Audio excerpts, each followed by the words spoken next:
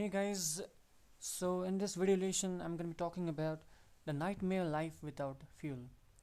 So this essay is written by Isaac Asimov. So basically what happens is in this essay, the writer tries to portray the difficulties like people have to face if they do not conserve their fuel. So if fuel is not conserved, like what are the possibilities that can happen, that can exist? And so like how can this be controlled? And also he gives like a little even advantages of the scarcity of fuel, like what would happen, the good things that would happen if there would be a scarcity of fuels. So basically he tries to portray out the disadvantages, but within those disadvantages too he tries to connect some advantages of fuel scarcity. So let me go through the essay. In this essay, the writer has drawn out attention to the possibility of fuel shortage and its results in the 90s if we do not conserve it. यदि फ्युलको shortage हुने हो र हामीले यसलाई यदि संरक्षण गरेनौँ भने यसले के असर देखाउन सक्छ भनेर यो युनाइटेड स्टेट्सको कथा हो।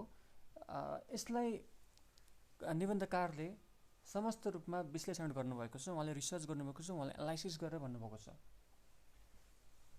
The writer has described about the condition of America in the late 90s and the fuel crisis. इन्धन अभावको उहाँले यो अमेरिकाको लेट 90s भनेको जस्तो 96 97 यो लेट 90s भयो, त्यहाँको चरित्र चित्रण गर्नुभएको छ अथवा त्यहाँको त्यो सन्दर्भलाई यहाँ उतार्नु भएको छ यो निबन्धमा। On the other hand, the writer has presented advantages and disadvantages of the fuel crisis. On the other hand, he has shown the burning problem of the world which is created by fuel crisis. जस्तो fuel crisis हुनाले दुनियाँमा कस्तो समस्या हुन सक्छ त भनेर उहाँले त्यसको पनि विश्लेषण गर्नुभएको छ। According to the writer, the population growth increases and the subways are crowded. Population growth increases के आधारमा भन्दा यदि फ्युल भएन भने बेसिकली एउटा घरमा वर्कर्स धेरै चाहिन्छ। जस्तो कि फ्युल छ, हामी एक ठाउँबाट अर्को ठाउँमा सजिलै जान सक्छौँ, हामीले व्यापार गर्न सक्छौँ, बिजनेस गर्न सक्छौँ, जे पनि गर्न सक्छौँ, तर फ्युल क्राइसिस भयो भने we need man powers. So for that man powers एउटा पेरेन्ट्सले धेरै सन्तान जन्माउन चाहेको हुन्छ because they need man powers for working. So this is the reason why population growth increases and the subways are crowded. किन क्राउडेड हुन्छन्? किनकि गाडी छैन, हिँड्न पर्छ, त्यही भएर subways are crowded. Due to the fuel crisis, there are no use of cars and vehicles. Of course, without fuels, like we cannot use any of the cars, any of the vehicles. But here, let's not talk about electric motors. Just let's go on those cars that are run through diesel engine, petrol engine. People must carry their loads and animals. जस्तो हामी पहिला गधालाई भारी बोकाउने गर्थ्यौँ, त्यसरी नै जनावरलाई भारी बोकाउनु पर्छ। People must work all day, दिनभरि कामै गर्नुपर्छ। किन भन्दा हामीसँग सुविधा हुँदैन, त्यो सुविधा नभएको कारणले हामीले आफ्नो मेहनत कुनै पनि काममा बढिदिनुपर्छ। They suffer from starvation, starvation भनेको भोकमरी। People must walk many miles and foot, when they lack of fuels they will be useless. हामी धेरै हिँड्न पर्छ। सोचौँ न, अहिले जस्तो इन्धन भएन भने हामी कति हिँड्न पर्ला? के यो अहिले जुन हामी काम गरेको छौँ त्यो सफल होला र? पक्कै पनि हुँदैन है, धेरै गाह्रो हुन्छ। The death rate of child will be increase in the lack of fuel crisis. यो त हामी सजिलै आफै अर्थ्याउन सक्छौँ। किन भन्दा जब बच्चाहरू बिरामी धेरै भइरहेका हुन्छन्, उनीहरूको जुन इन्फ्यान्ट टाइममा हुन्छ, उनीहरू रोगबाट छिटो ग्रसित हुन सक्छन्। अब फ्युल भएन भने उनीहरूलाई हस्पिटल कसरी लाने? त्यही कारणले गर्दा the death rate of a child will be increase in the lack of fuel crisis. Even जस्तो प्रेग्नेन्सीको केसमा पनि there might be difficulties during the pregnancy period for a woman to give birth to a child. It happens due to lack of fuel crisis. Shortage of food will be the cause of death of the people. Of course, खाना ओसार पोसार पर्न एकदमै गाह्रो छ। Let's talk about like Himalayan region. Himalayan रिजनमा यदि let's से गाडी नपुग्ने हो भने it is quite difficult to take food up to that place. So that can be the reason of death of many people. Coal is too difficult to dig up. Coal एकदमै गाह्रो छ। The destroyed cities become a source of mineral mines. अब जुन पनि nuclear अट्याकबाट destroy भएको सिटीहरू थियो त्यो चाहिँ सोर्स अफ मिनरल माइन्स हुन्छ। न्युक्लियर अट्याक एकदमै डेन्जरस हो।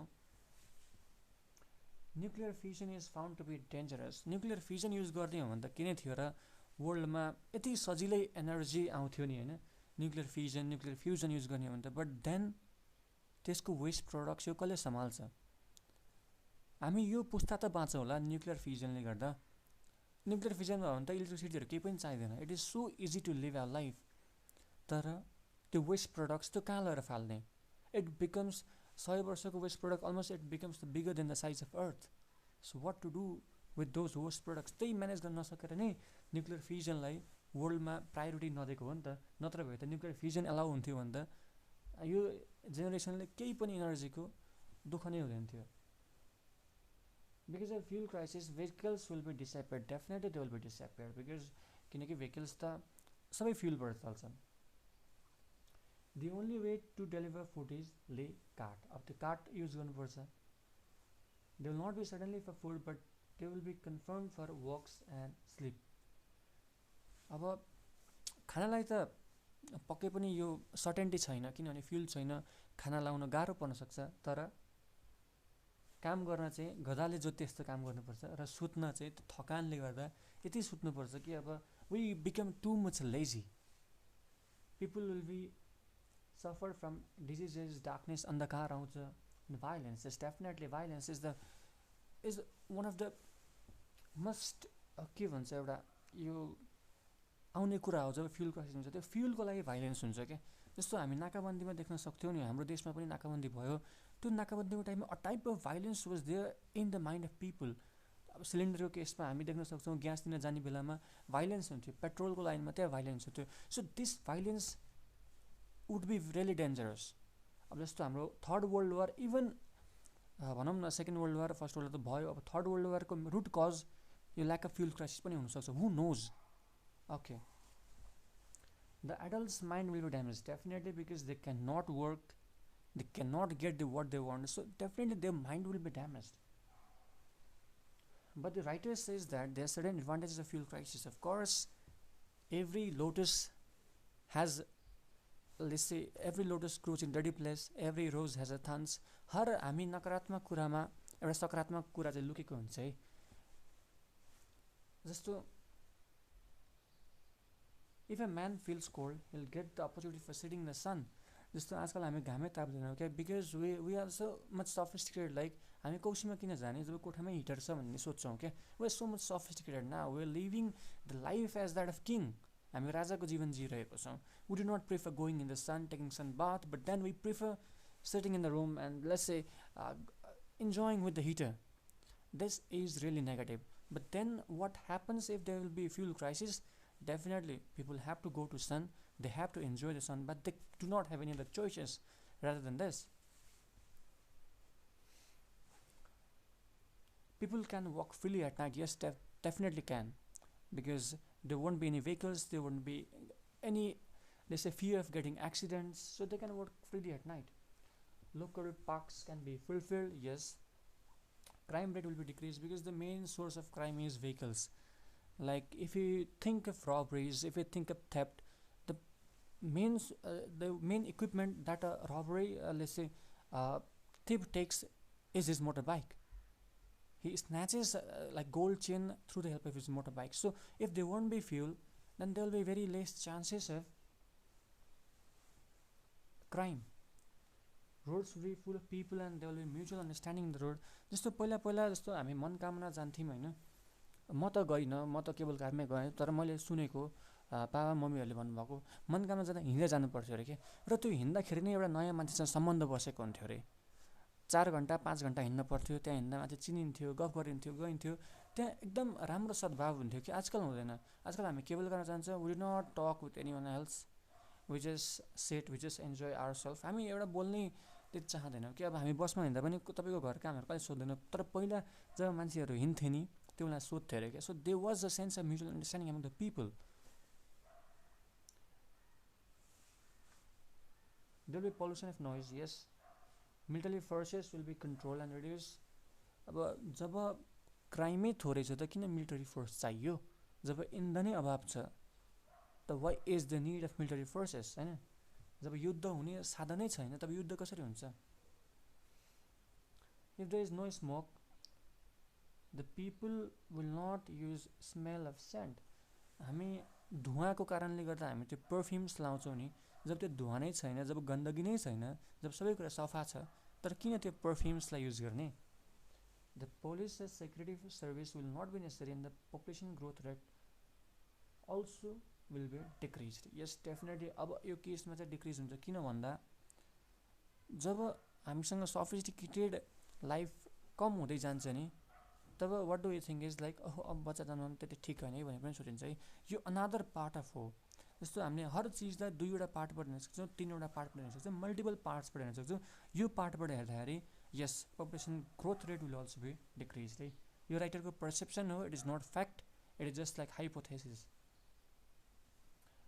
But the writer says that people will have invented new resources. जब necessity is the mother of invention भनिन्छ नि, जब कुनै कुनै कुराको अभाव हुन्छ तब नयाँ कुरा त अवश्य जन्मिन्छ। Nuclear energy and its power will be discovered. Nuclear energy discover अब त्यो चाहिँ निडै हुन्छ क्या। जब अति नै स्कार्सिटी हुन्छ नि, न्युक्लियर एनर्जी पनि has to com.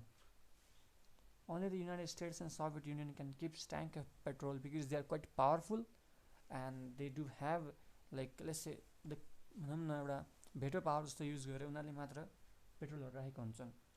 He sees no hope of correcting the situation. यो अवस्थालाई सुधार्ने कुनै यहाँ तरिका नै छैन। But also Asimov says that the remaining resources will be properly use. तर जब हामीसँग जुन बाँकी रिसोर्सेसहरू छ नि, त्यो चाहिँ पक्कै पनि डेफिनेटली राम्रोसँग युज हुन्छ। बिकज मान्छेले बुझिसकेको हुन्छन् कि रिसोर्सेसको महत्त्व के छ भनेर। It is too late for conserving it and for this he says that American government is responsible, otherwise you will be back into the pre-industrial age. हामी यो औद्योगिक दुनियाँभन्दा अगाडिको दुनियाँमा फेरि फर्किनुपर्छ यदि हामीले अब पेट्रोललाई कन्जर्भ अथवा फ्युललाई कन्जर्भ गर्नु भने। The future imagined by Asimov is very dark. धेरै अन्धकारको भविष्य उनीहरूले निर्धारण गरेका छन् अथवा उनले सोचेका छन्। But we can still individually if you take stand of saving fuel today. हामी आजैबाट हामी फ्युल बचाउने एउटा दृढ विश्वास लिऊँ न, हामी सकभर पब्लिक भेहिकल्समा चढौँ न भनेर उहाँले एउटा अनुरोध दिनुभएको छ। We may not run out on it on the near future unit under energy sources found, but now we cannot do anything except looking at the suddenly falling of the world. Therefore, the writer has focused on impacts of fuel crisis all over the world. जस्तो right fuel crisis भनेको अमेरिकामा उहाँले त्यसको सन्दर्भ लिनुभएको छ। But then त्यो सबै दुनियाँलाई लागु हुन्छ। It is not just related to United States of America but it is applicable all of the world. And so after the main theme of keeping this let's say essay in this chapter is like, as a young students you all should know that we should have the habit of conserving fuel. We should not use our resources in, let's say, haphazard way. We should better focus on perpetual resources like solar energy. These are perpetual resources, they never get diminished. But then for those of like non-renewable resources, we should use them very wisely. We should not use them unnecessarily. It is wide better that if we use perpetual sources of energy or renewable sources of energy. So that's all for this, and thank you so much. If you like my video and if you're waiting for next of my videos, please subscribe to my channel. Thank you.